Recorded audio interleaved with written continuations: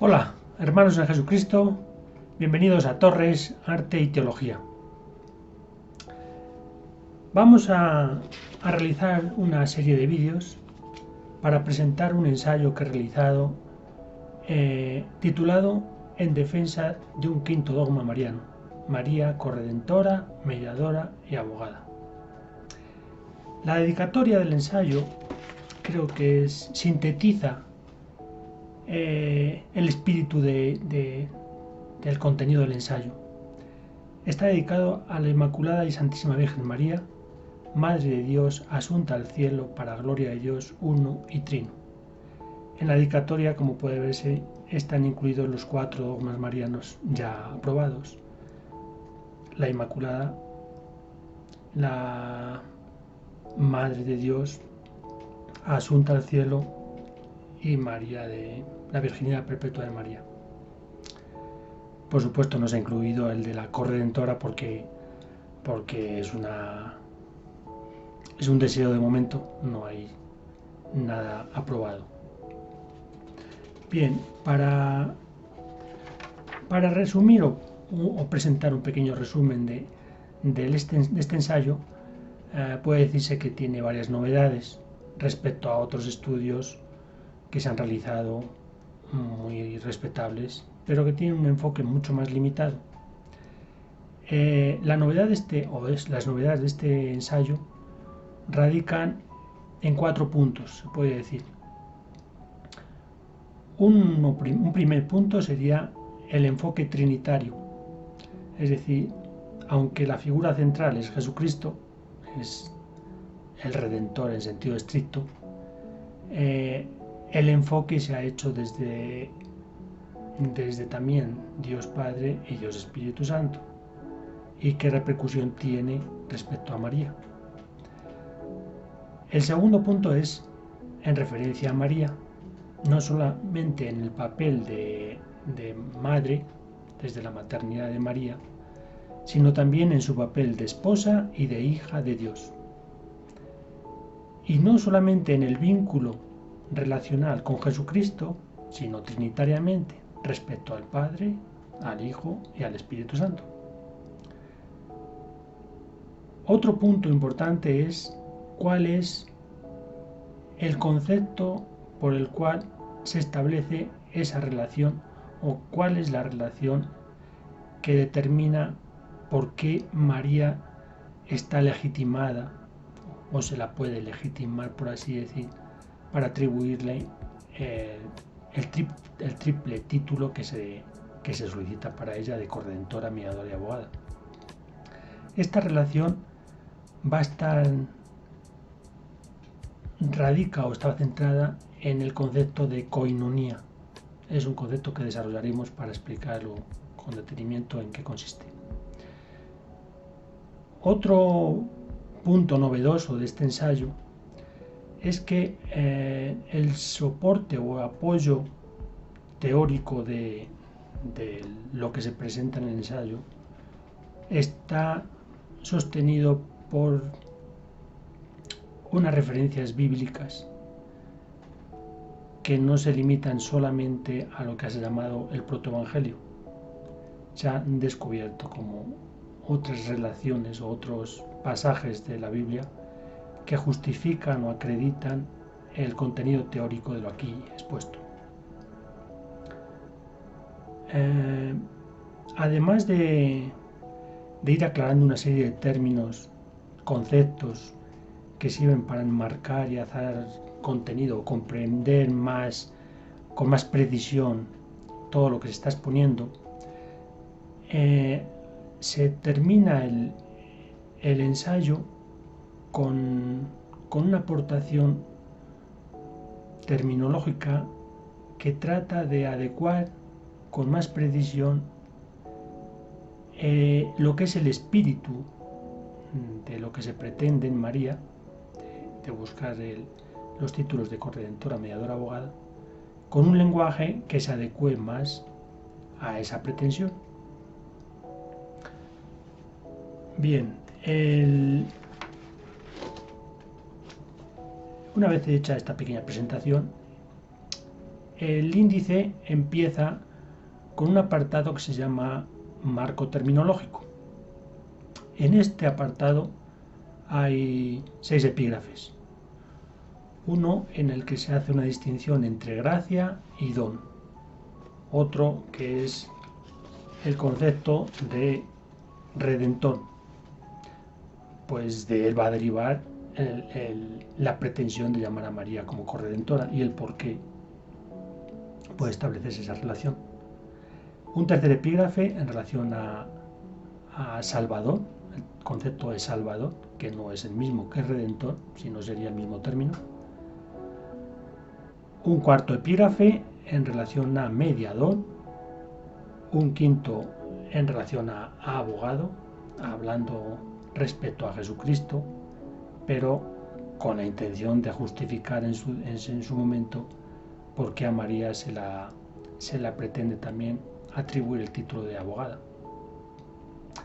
Y por último, dentro de este apartado del marco terminológico estaría el concepto de koinonía. Es un término de origen griego que ya detallaremos en qué consiste con más precisión. Bien, pues comenzamos con el apartado del marco terminológico en su epígrafe primero. Toda terminología o todo concepto hay que contextualizarlo, son normalmente términos técnicos y que exigen cierta precisión para tener una especie de lenguaje común, tanto del que nos tratamos de expresar o reflejar alguna idea, como del receptor, del oyente, de saber de qué está hablando, es decir, tener un lenguaje común que sepamos que los términos, entendernos en qué sentido o en qué significado lo estamos dando. Bueno, pues dentro de este marco terminológico creemos esencial aclarar estos conceptos. En el primer epígrafe que hemos dicho que hay una distinción entre gracia y don, lo vemos importantísimo porque de él depende muchas de las ideas o de sustento que se van a ver con posterioridad. Hay mucho escrito sobre gracia y sobre don. Nosotros nos vamos a centrar no tanto en una extensión teórica, doctrinal de ambos términos, sino en un pequeño detalle que diferencia ambos términos y que explica muchas de las cosas que están generando confusión o que han generado confusión. Y respecto al este ensayo, pues va a dar claridad para luego entender por qué se dice lo que se está diciendo. Bien, me voy a apoyar un poco en la lectura, porque mi memoria no es demasiado buena. Y el lenguaje es un poco, no digo tanto técnico, sino que por el contenido exige cierta precisión. Entonces en algún punto pues trataré de apoyarme con la lectura. Bueno, el concepto de gracia procede del latín gratia, formada de gratus, agradable, agradecido, más el sufijo ia, que indica cualidad. De esta misma raíz surge también el término, por ejemplo, gratis. En teología cristiana, la gracia es un regalo agradable, benevolente y gratuito, y que además se otorga sin intervención de la voluntad del receptor. La única razón de ser está en la libérrima voluntad del Creador, de hacernos partícipes de su amor. Ejemplos de gracias recibidas son la propia vida o propiedades personales como la inteligencia. Como cualquiera comprenderá, la vida es una gracia, pero el que nace no hace nada por nacer, ni ha intervenido en el proceso de resultar en la vida. O sea, es un regalo totalmente ajeno a su propia voluntad. Es recibido por amor del Dios y en cierto modo por participación del amor de los padres. Bien, eso es, el elemento esencial de la gracia es que es un regalo y que se otorga con independencia de que quiera, de que lo no quiera, de que lo sepa o que no lo sepa el que lo recibe. Bien, por el contrario, don procede etimológicamente del término latino donum y a su vez este deriva de dare, de dar, por lo cual su significado es el de dar un regalo, de ahí su uso como donare, dar un don. El don comparte con la gracia el carácter de ser un regalo, por tanto gratuito, y también es inmerecido, en el sentido que no responde a ninguna acción previa que lo amerite o exija como contraprestación. La diferencia con la gracia está en que el don requiere la aceptación del destinatario para que entre a formar parte del ámbito de la persona que lo recibe. Quizá pueda verse más claro con la figura jurídica de la donación, en la que para que se produzca la transmisión legal de la propiedad del bien que se trata de transmitir, el donante, del donante al donatario, es necesaria la aceptación del donatario, del receptor. Si no hay aceptación, no es posible recibir un regalo. El don no se impone a la fuerza, precisa de un consentimiento activo, libre por parte de quien lo recibe. Ejemplos de dones son la paternidad y la fe, la paternidad o la maternidad, como veremos en María. ¿Por qué? Porque realmente son regalos, pero exigen del receptor una participación, una aceptación. Si la fe es un don, porque Dios te lo da, no es algo que tú lo puedas comprar o conseguir por tus propios medios, no, es un regalo de Dios, pero es un regalo que da, no digo que a todo el mundo, pero yo creo que sí. Bueno, en cualquier caso, lo da Dios, pero si nosotros no lo recibimos, pues ese don deja de tener efectividad porque no entra en el ámbito de la persona. Bien, esta distinción entre gracia y don se ve desde los primeros padres, en Adán y Eva. Ellos recibieron muchas gracias, pues la propia existencia, como hemos dicho, la propia vida, pues fue un regalo de Dios. Existieron por la libérrima voluntad de Dios, por el amor que quiso transmitir a sus criaturas.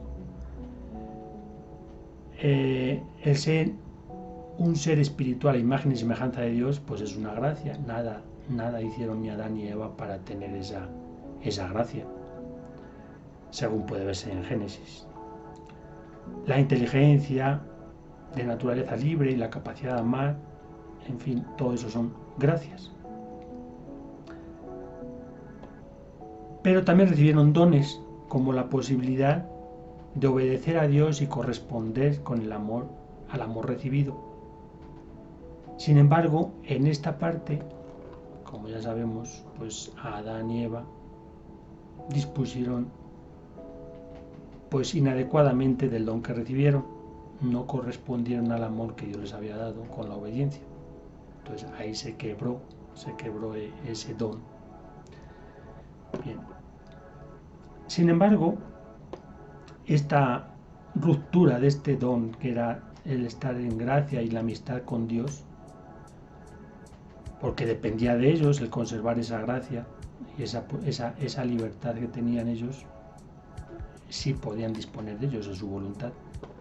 Bueno, pues María recibió esa gracia especialísima de su Inmaculada Concepción, conforme la bula de Pío IX del diciembre de 1854, que establece: declaramos, pronunciamos y definimos que la doctrina que sostiene que la Santísima Virgen María, en el primer instante de su concepción, fue por singular gracia y privilegio de Dios, omnipotente en previsión de los méritos de Cristo Jesús, Salvador del género humano, preservada inmune de toda mancha de culpa original, ha sido revelada por Dios, por tanto, debe ser firme y constantemente creída por todos los fieles. Esta primera gracia que recibió María de su Inmaculada Concepción, evidentemente fue una gracia, porque ella pues en ese momento no tenía voluntad ni para aceptar, ni para rechazar, ni para nada. Fue un regalo de Dios exclusivo para ella, porque estaba predestinada a ser la madre y tenía que ser pues inmaculada. Esta gracia de su Inmaculada Concepción, que es única, tuvo el mérito de que luego la conservó, no como los primeros padres que habiéndola recibido en el jardín del Edén, después la rechazaron. Esta gracia de la Inmaculada Concepción, de su Inmaculada Concepción, María la conservó desde el momento de su concepción hasta toda su vida. Prueba de ello es que en el momento de la Anunciación, cuando el ángel se dirige a ella y, y la dice: alégrate, llena de gracia, el Señor está contigo, está manifestando que María ha conservado la gracia, al menos desde su concepción hasta la edad de 15 años o 16 que tuviera en el momento de la Anunciación. Bueno, pues este mérito de María de conservar la gracia que los primeros padres perdieron, no sé en cuánto tiempo, pero lo perdieron, es lo que de forma inmerecida, pero la coloca en una posición de ser una criatura adecuada para recibir, dentro de ese marco de la gracia recibida por Dios de su Inmaculada Concepción y conservada por los méritos de María, conforme a adecuar su voluntad a la voluntad de Dios, la sitúa en una posición de que de forma inmerecida, pero sí adecuada, porque cumplía los requisitos de pureza y de su alma inmaculada para recibir un don extraordinario, que era el don de la maternidad de María, o sea, ser la madre del Hijo de Dios. Entonces, esa peculiaridad en la que María tiene gracias recibidas, no solamente de su Inmaculada Concepción, supongo que si está llena de gracias en el momento de la Anunciación, es porque además tiene otras muchas gracias que, por así decir, ha recibido por ser la criatura adecuada para poder luego ser la Madre de Dios. Cuando María recibe el don de ser la Madre de Dios, exigía, como hemos dicho, esta otra peculiaridad. La gracia era con independencia de que María tuviera voluntad o fuera aceptada, o sea, fue un regalo, pero ajeno a la voluntad de María. Pero el don en el que se le propone ser la Madre de Dios sí exigía la aceptación. Y ahí es donde María emite su fiat, el hágase, en el que acepta el don que le ofrece Dios, ese regalo extraordinario que le ofrece Dios de su maternidad biológica. Pero aquí no nos vamos a quedar solamente con la extraordinaria y exclusiva maternidad biológica de María. Vamos a apuntar una cosa que consideramos que tiene más trascendencia todavía que la propia maternidad biológica, que es la maternidad espiritual. ¿En qué sentido? En el sentido de lo que el propio Jesucristo nos dice. Cuando en Lucas 8:21 nos dice: mi madre y mis hermanos son aquellos que oyen la palabra de Dios y la cumplen. Es una forma de trasladarnos a nosotros la posibilidad de compartir la maternidad de María, no en el plano biológico, sino en el plano espiritual. Entonces, en María se ven claramente estas dos diferentes posibilidades, o los dos regalos diferentes de Dios. Por una parte, lo que es la gracia, que hemos dicho es ese regalo ajeno a la voluntad, pero por otra parte el don, en el que María recibe pues humildemente, con veneración, con alegría, la voluntad de Dios, de decir, tú el que quieres ser la madre, pues sí, fía, con las condiciones y las consecuencias que ello trae. Bueno, pues este primer epígrafe de gracia y don, pues podemos resumirlo en esas dos, en esa pequeña diferencia, bueno, esa extraordinaria diferencia que es la parte en la que en la gracia no hace falta aceptación, es decir, es ajena a la voluntad del receptor, y el don en la que, siendo igualmente un regalo inmerecido, en el caso de María, en este caso es inmerecido pero adecuada porque ha cumplido ha respetado o ha conservado esa gracia que otorgada por Dios, pero en cualquier caso el don exige la aceptación de María. Entonces esta distinción entre gracia y don pues lo vemos claramente en la figura, en este ejemplo de María, de la concepción y de la anunciación. Bueno, pues ya terminado este epígrafe, vamos a pasar ahora al concepto de redentor. Redentor y el de Salvador posteriormente, en el que precisamente estos dos conceptos de gracia y don se concretizan. El de gracia en el caso de Redentor y el don en el caso de Salvador, como veremos más adelante. Bueno, el epígrafe siguiente es el de Redentor. Redentor, vamos a empezar diciendo que la redención es obra de Dios uno y trino, no solamente en la simplificación de Jesucristo, sino de forma general de Redentor como una peculiaridad de origen trinitario. ¿En qué sentido? ¿O cómo lo podemos ver? Por ejemplo, en dos citas de la Biblia en el que aparece, por ejemplo, esto dice Yahvé, tu Redentor, el que te formó desde el seno, en Isaías 44:24, o también en Isaías 63:16, tú Yahvé eres nuestro Padre, te llamas Redentor desde siempre.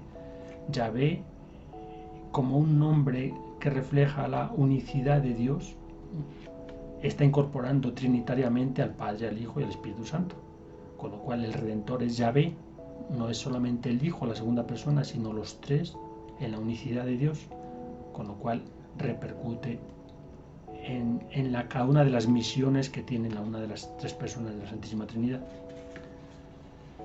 Bueno, la redención como acontecimiento dirigido a la humanidad para la restauración del estado anterior al pecado, es decir, ese rescate que tiene la connotación de redención, es atribuible en sentido genérico a las tres personas de la Santísima Trinidad, pero se reconoce a cada una de ellas bajo diversos aspectos, o lo que se llama dentro de la terminología de la Santísima Trinidad misiones.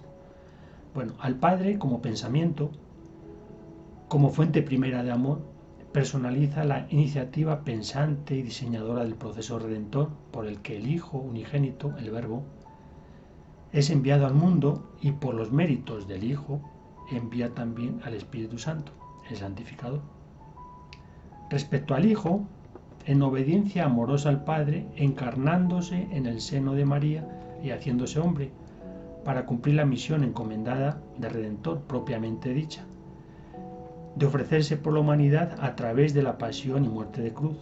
Jesucristo es el único Redentor en sentido estricto, porque de las tres personas de la Santísima Trinidad, solo la palabra se hizo hombre, además de seguir siendo Dios. Solo por ser hombre podía representar a los hombres, y por ser también Dios, su sacrificio podía cancelar la ofensa infinita del pecado de desobediencia cometido contra Dios por los primeros padres. Y en tercer lugar, ese aspecto de Redentor repercute también o toma parte el Espíritu Santo como fuego de amor del Padre y el Hijo que consume el holocausto sacrificial, que es enviado para iluminar las mentes y tocar los corazones de los hombres, para que éstos, creyendo y amando a Jesucristo y por los beneficios de su redención, se santifiquen y alcancen la salvación. Por tanto, aunque en sentido amplio la redención es un acontecimiento trinitario, en sentido estricto corresponde su misión a Jesucristo, encarnación de la segunda persona de la Santísima Trinidad. La redención, por tanto, es una gracia de Dios, una gracia porque es ajena a la voluntad del receptor, de los hombres en este caso. La otorga Dios por amor y con independencia de nuestra aceptación personal. La redención es la operación por la que Dios, por pura gracia, de forma gratuita, inmerecida, independiente del reconocimiento y la aceptación por parte de los hombres, cancela la deuda infinita que la humanidad tenía con el mismo Dios, según justicia por la culpa del pecado original y el resto de pecados. Bien, la redención, en el sentido expuesto, es un acontecimiento conforme a la libérrima y amorosa voluntad de Dios, de carácter unilateral, en tanto no precisa para su cumplimiento del consentimiento humano, y cuyas consecuencias remisoras tienen carácter universal en el tiempo y el espacio para todos los hombres. Como se dice en Romanos 3:24, y son justificados por el don de su gracia en virtud de la redención realizada en Cristo Jesús. Jesucristo, único redentor, en sentido estricto entre Dios y los hombres, toma sobre sí mismo el pecado de toda la humanidad y se ofrece como víctima en un sacrificio de sobreabundancia de amor ante la justicia de Dios, motivo por el cual Jesucristo obtiene el rescate de todos al precio de su sangre y su vida en una muerte de cruz.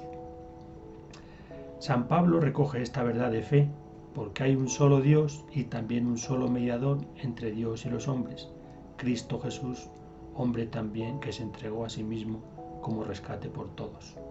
Primera de Timoteo 2, 5 al 6. Aquí el apóstol equipara el término mediador al de redentor, aunque son conceptos diferentes, pues en este aspecto tienen el mismo alcance.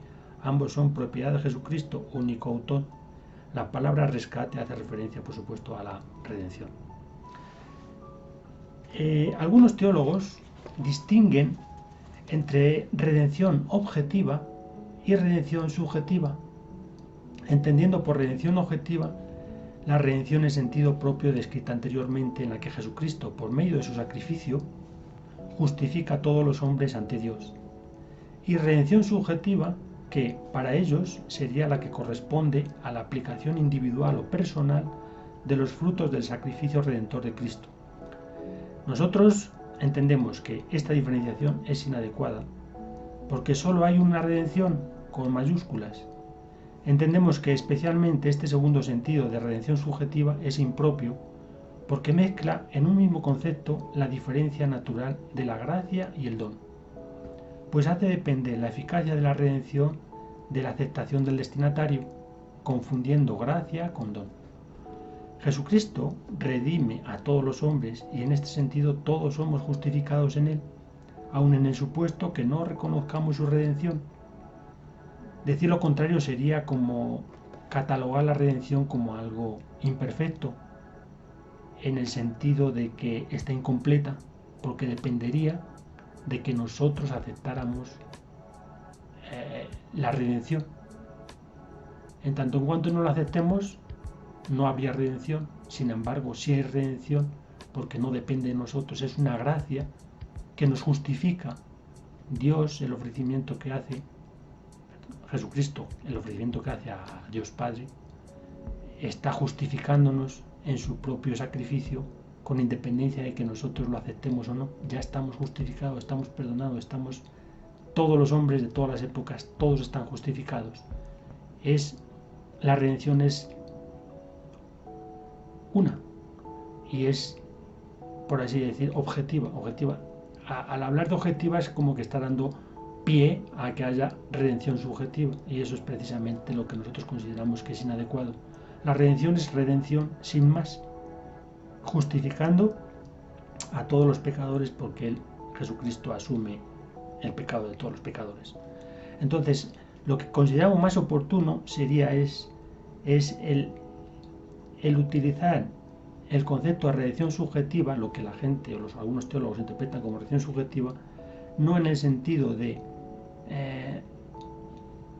una segunda parte de eficacia dependiente del receptor, del que quiere ser redimido, sino en un trasladarlo ese concepto a un plano que tiene que ver con el siguiente epígrafe, que trata del concepto de Salvador. Ya no el de Redentor, sino el de Salvador. Donde aquí sí interviene el destinatario. Bien, entramos en el tercer epígrafe, en el que queremos desarrollar el concepto de Salvador, diferenciándolo del epígrafe anterior que hablábamos del de Redentor. La salvación entendemos que es un don de Dios. Pensamos que esta es la peculiaridad esencial diferenciadora con respecto a la redención y que es clave para entender toda la concepción soteriológica de la Iglesia Católica y a su vez la diferencia que explica la concepción de las iglesias cristianas nacidas de la Reforma que otorgan a la salvación el carácter de gracia. Jesucristo, además del Redentor, es el Salvador, como indica su nombre. Dará a luz un hijo y le pondrás por nombre Jesús, porque él salvará a su pueblo de sus pecados. Mateo 1:21. Sin embargo, a diferencia de la redención, que es una gracia, la salvación es un don de Dios que no se impone, requiere la participación libre del hombre, creyendo en Jesucristo como Redentor y aceptándole como su Salvador, idea expresada por San Agustín en la máxima: el que te creó sin ti no te justificará sin ti. Aunque aquí nuestro teólogo relaciona justificación con salvación y no exclusivamente con redención. Este acto de aceptación de la salvación está precedido de otra gracia, la gracia del Espíritu Santo. El Espíritu Santo procede de Dios Padre por la obra del Hijo. Nos es enviado para facilitar la aceptación de la salvación y ayudarnos a ser constantes en esa aceptación inicial. El Espíritu Santo nos trae el don de la fe, iluminando la inteligencia y llamando al corazón de los hombres para que, por medio de este don, podamos reconocer y aceptar el acontecimiento de la pasión y muerte de Jesús como el acto redentor y a Jesucristo, quien nos ofrece la salvación amorosa de Dios. La aceptación individual del acto redentor de Jesucristo es el que activa nuestra salvación y nos introduce por este camino de una fe coherente o conformada por el mensaje de Jesús, es decir, obras de amor consecuentes con la fe proclamada, en la santidad y consecuente salvación. Por eso, aunque todos somos redimidos, no todos somos salvados. La justificación es completa, pues depende exclusivamente del sacrificio de Cristo y de Dios Padre, que accede a la redención, pero la salvación está condicionada a nuestra aceptación y acción consecuente. La salvación no es un proceso gradual de justificarse con buenas obras o seguimiento sacramental, como nos malinterpretan algunos de nuestros hermanos separados. La salvación inicia con el bautismo de agua y espíritu en el que se acepta por fe a Jesucristo, que ya nos ha justificado con su redención, como el Salvador, tanto en su persona como en su doctrina, y durante el resto de la vida, las obras de caridad con una respuesta coherente a la fe inicial proclamada. La fe sin obras, si no tiene obras, está realmente muerta, como dice Santiago en 2:17. Ejemplo de esta característica de la salvación puede verse en las palabras de la consagración eucarística, donde se dice: por muchos en vez de por todos, porque viene de diferenciar este doble papel de Jesucristo, Redentor de todos, Salvador de muchos. Jesucristo murió en la cruz y redimió a todos, pero la salvación, que está abierta a todos, depende de la libre aceptación individual a la persona y mensaje de Jesucristo. Es decir, como Salvador, Jesucristo no salvó a Dios, abrió la puerta a que todos nos salvemos, pero no todos somos salvos, no todos somos salvados, todos somos redimidos, pero la salvación depende de que esa redención la aceptemos, seamos coherentes, creyentes en ese mérito redentor de Jesucristo y seamos consecuentes con esa fe que decimos que proclamamos, con ese don.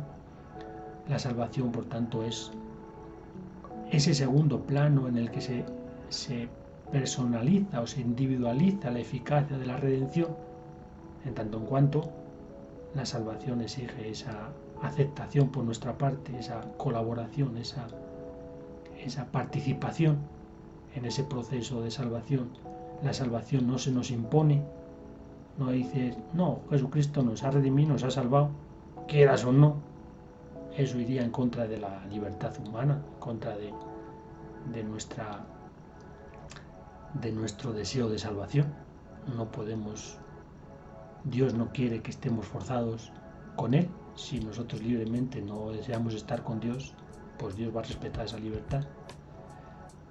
En el caso de la redención, que era gracia, no contó con nuestra voluntad, porque era un regalo que era ajeno a nuestra voluntad, pero era algo que no estaba determinando nuestra decisión futura, nuestra decisión final, porque ella depende de la aceptación que hagamos en el proceso de salvación, en la parte de salvación.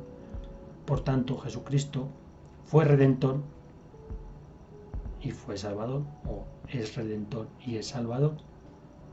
Esa distinción de los términos es precisamente porque ambos conceptos tienen un significado complementario, pero no igual. Y este es, por así decir, una diferencia sustancial en la que se está concretizando esa primera diferencia que hicimos entre gracia y don, en este caso respecto al Redentor y al Salvador. Y así terminamos el epígrafe tercero y pasamos a un cuarto epígrafe que habla del concepto de mediador. El mediador, como todo acto de Dios, la mediación tiene una participación trinitaria, como hemos dicho ya en la redención, no tanto en la salvación, pero igualmente en la salvación participa las tres personas de la Santísima Trinidad. Bueno, en este caso, en el cuarto epígrafe como mediador, como todo acto de Dios, la mediación tiene una participación trinitaria. Del Padre, porque Él tomó la iniciativa de enviar al mundo un mediador que intente restaurar la relación rota entre el hombre y Dios. Del Hijo, porque en Él recae el oficio mediador, propiamente dicho, y del Espíritu Santo, porque en Él recae la fase final de la restauración de la relación de gracia entre el hombre y Dios. Las misiones del Padre y el Espíritu Santo confluyen en la del Hijo, por quien todo es hecho. Bien, a veces se asimila inadecuadamente mediación con redención, o también con la suma de redención y salvación. La labor de mediación realizada por Jesucristo incorpora en la misma su acto de redención para crear un puente que salve el abismo abierto entre las partes, consiguiendo un acercamiento para una solución viable. Pero no incorpora la salvación como una imposición. Se incluye la propuesta de salvación, pero condicionada a su aceptación, como ya hemos dicho en el epígrafe anterior.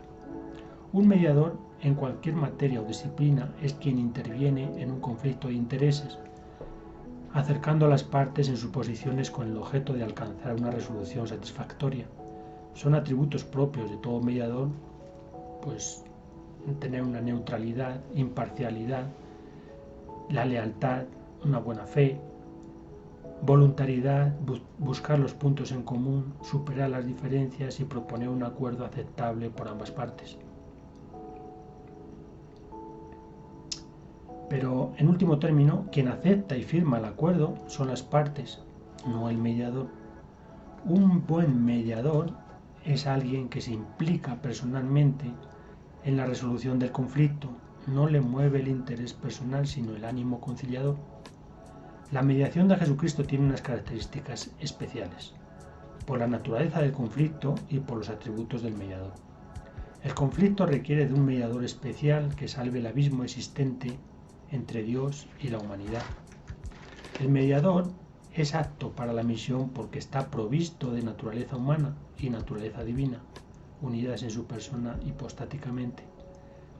El mediador, por su oficio y en representación de la humanidad, se ofrece como redentor, víctima sacrificial reparadora ante Dios. El mediador, por hacerse ofrenda agradable, consigue la reparación de la ofensa y obtiene de Dios la gracia del Espíritu Santo, que se pone a disposición de todos los miembros de la humanidad. El restablecimiento de la relación de amistad, volviendo al estado de gracia inicial, es individual y queda condicionado a que cada hombre aceptemos la propuesta del mediador. Esta consiste en aceptar los dones ofrecidos por el Espíritu Santo, por los que se cree en el Redentor para nuestra santificación y salvación. Por tanto, en su oficio mediador, Jesucristo aporta por cuenta propia su actividad redentora, consiguiendo la venida del Espíritu Santo y con él los dones con los que los hombres puedan voluntariamente incorporarse a la relación de amistad o estado de gracia inicial perdido. La cita de San Pablo en 1 de Timoteo 2, 5 y 6, recogida arriba para reconocer a Jesucristo como el único Redentor, es aquí aplicable propiamente para proclamarle como único mediador entre Dios y los hombres. En este quinto epígrafe vamos a tratar el término de abogado. Como hemos comentado en los anteriores, el oficio de abogado también tiene un carácter trinitario, solo que dicho oficio se ejerce en diferentes momentos por el Padre, el Hijo y el Espíritu Santo. La mención del término abogado puede aparecer, por ejemplo, en la carta de la primera epístola de Juan, en el capítulo 2, versículo 1. Hijitos míos, estas cosas os escribo para que no pequéis, y si alguno hubiere pecado, abogado tenemos para con el Padre, a Jesucristo el justo.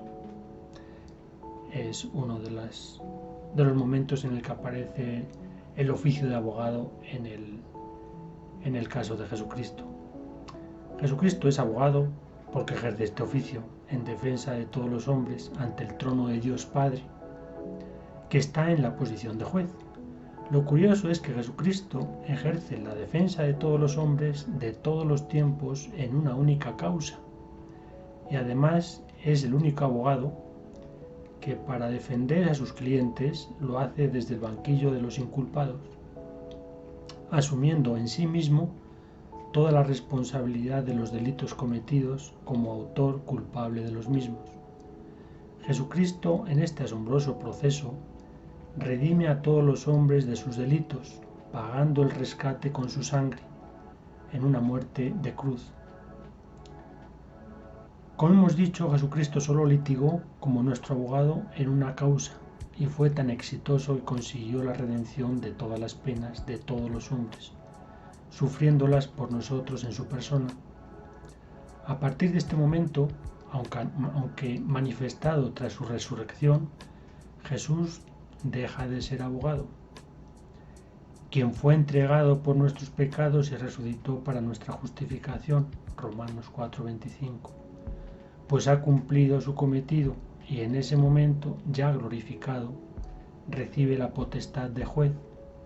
Me ha sido dado todo poder en el cielo y la tierra, Mateo 28:18, entre los que se encuentra el poder de juzgar recogido en Mateo 25, versículos 31 y 46, o en Apocalipsis 20, 11 al 15.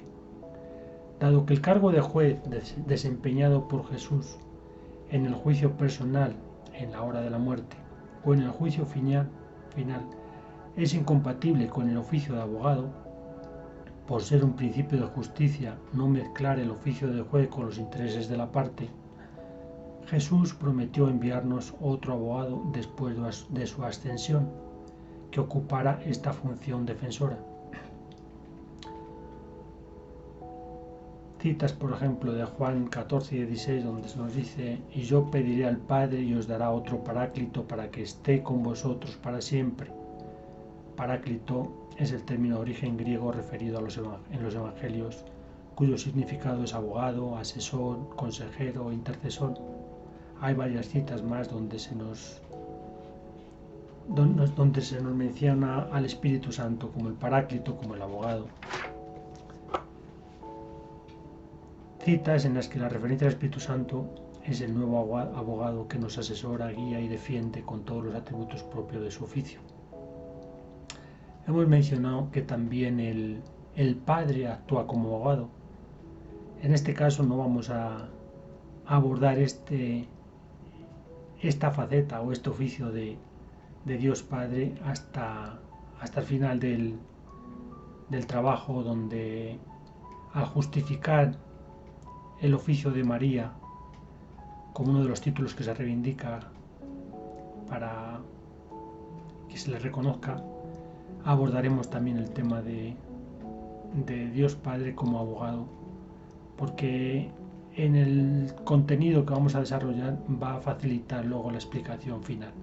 Entonces esto lo dejamos pendiente para el final del trabajo, donde abordaremos la justificación de María como abogada también.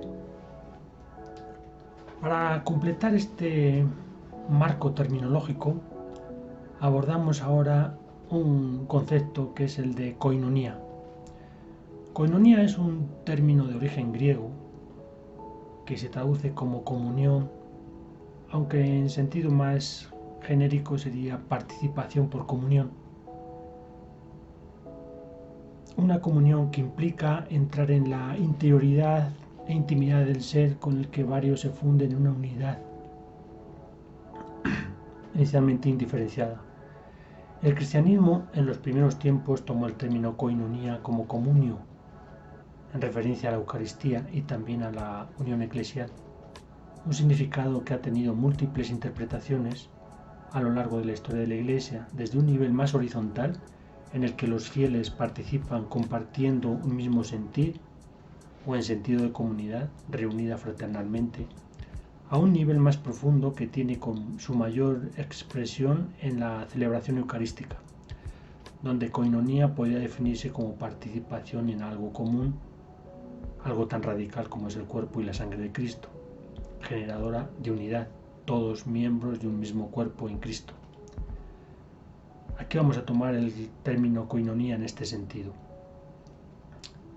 El concepto de koinonía se aplica a todas las mediaciones dependientes, como es el sacerdocio o la filiación única de Jesucristo. Son comunión participada en Cristo. Así, por ejemplo, como tú, Padre, estás en mí y yo en ti, que también ellos sean una sola cosa con nosotros, yo en ellos y tú en mí, para que sean perfectos en la unidad. Juan 17, 11 y 21 y 23. La comunión con Cristo es comunión con el Padre en el Espíritu Santo, y en ella y desde ella se hace también comunión con los hombres.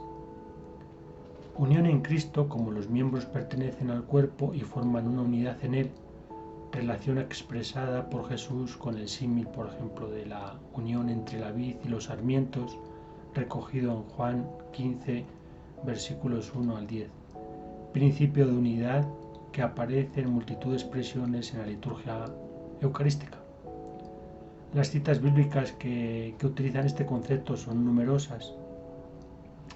Koinonía, por tanto, lo vamos a aplicar genéricamente para describir el libre vínculo relacional de la Virgen María con la Santísima Trinidad por remisión a Cristo, y específicamente al vínculo relacional de participación por comunión de María en Jesucristo, referida a los títulos de corredentora, mediadora y abogada.